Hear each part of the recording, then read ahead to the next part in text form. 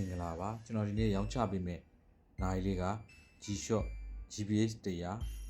Steel bezel လေးနဲ့ပေါ့နော်ဒီကောင်လေးတွေက smart watch လို့အသုံးပြုလို့ရမယ်နိုင်လေးတွေ model လေးတွေဖြစ်ပါတယ် full set ကို 95% အတန်လေးဖြစ်ပါတယ်ခင်ဗျာမှန်မှာအပွန်းလေးနှစ်ချက်ရှိမယ် bezel မှာအပွန်းနှစ်ရှိမယ်ကျိုးမှာပတ်ရလေးအပွန်းလေးနှစ်ရှိမယ်ခင်ဗျာဒီကောင်လေးကိုကျွန်တော်ရောင်းချပေးမယ်ဈေးနှုန်းလေးကပို့ကပါပြီး3,800,000 ကျပ်ဖြစ်ပါတယ်ခင်ဗျာကျွန်တော်ရှိမှာ COD မရသေးပါဘူးခင်ဗျငွေကြိုးလွဲ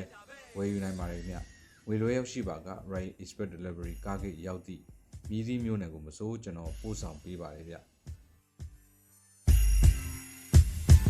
ဒါရဲ့ပတ်လည် condition လေးဖြစ်ပါတယ် Steel ခွေမှာ bezel မှာအပွန်းလေးနည်းနည်းပါမယ်မှန်မှာအပွန်းလေးနှစ်ချက်ရှိမယ်ကျိုးမှာပတ်ရလေးပါရှိမယ်ခင်ဗျ95% အတန်လေးဖြစ်ပါတယ်ခင်ဗျာဘူးစာရွက်ကတ်တလောက်ပါမယ် official running ကတော့2023ကဝယ်ထားတာဆိုတော့မရှိတော့ဘူးเนาะကျွန်တော်ရှိရကျွန်တော် page ရဲ့ဆက်နဲ့ battery ရေဆိုရေစိမ်းအာမခံ6လပါမှာဖြစ်ပါတယ်ခင်ဗျာမနေချင်ဘူးဖောင်းနေကြမှာနားပိတ်ရင်ဒီ model လေးရဲ့ size အသစ်ဈေးကတော့6သိန်းခွဲဝန်းကျင်ထပ်မှာရှိမှာဖြစ်ပါတယ်ခင်ဗျာကျွန်တော်ရှိမှာ95% ဘူးပစ္စည်းစုံကျွန်တော်ရဲ့ running 6လပါတဲ့နိုင်လေးကို